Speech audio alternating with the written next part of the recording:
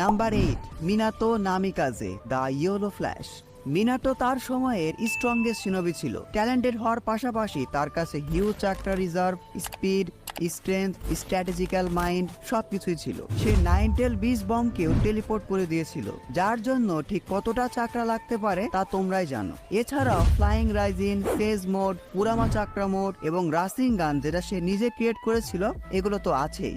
Number 7-এ আছে Hashirama Senju, the god of all shinobi. হাশিরামাকে নিয়ে আর কি বলবো, যে কিনা মাদারাকে তার কমপ্লিট সুসানো এবং পুরামার সাথে হারিয়েছে। শুধুমাত্র তার সেল ইউজ করে কত শিনোবি একেবারে অন্য লেভেলে চলে গেছে তার হিসাব নাই। এছাড়া তার উড স্টাইল, সেজ মোড সেগুলো তো বললামই না। হাশিরামার কাছে আনলিমিটেড চাকরা এবং এক্সট্রিম হিলিং অ্যাবিলিটি ছিল।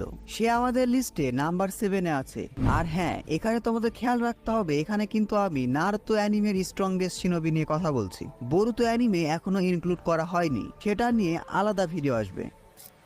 নাম্বার 6-এ আছে Sasuke Uchiha, the last Uchiha. 4th grade ninja ওয়ারে সেজ অফ 6 পাথের পাওয়ার পাওয়ার পর সাসকে ঠিক কতটা পাওয়ারফুল হয়ে গিয়েছিল তা তোমরা সবাই জানো। সে কোনো রকমে আই কন্ট্যাক্ট করেই সবগুলো টেইল বিচকে কন্ট্রোল করেছিল। আর সাসকের সুসানো হলো পুরো নারুতো অ্যানিমের one of the strongest Indra's Susanoo. সবগুলো সুসানো নিয়ে আমি এই ভিডিওতে অনেক বিস্তারিত আলোচনা করেছি। আগ্রহীদের জন্য ডেসক্রিপশন বক্সে ভিডিও লিংক দেওয়া থাকবে। এছাড়াও সাসকে তার রিনেগানের টেলিপোর্টেশন, মাঙ্গেকিউ শারিঙ্গান অ্যাবিলিটি, চাকরা রিজার্ভ একেবারে গড কিলার ফর্মে। সাসকেকে কেন নাম্বার 6 পজিশনে রেখেছি আশা করি এটা নিয়ে আর তোমাদের বোঝাতে হবে না।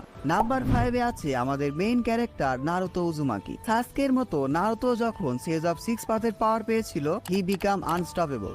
একবার ভাবো, নারুতোর কাছে আছে আনলিমিটেড চাকরা, 9 টেলসে ফুল কন্ট্রোল অর্থাৎ কেসিএম মোড, আবার সেজ অফ 6 পাথ যেটা হাশিরামার সেজ মোডের থেকেও পাওয়ারফুল।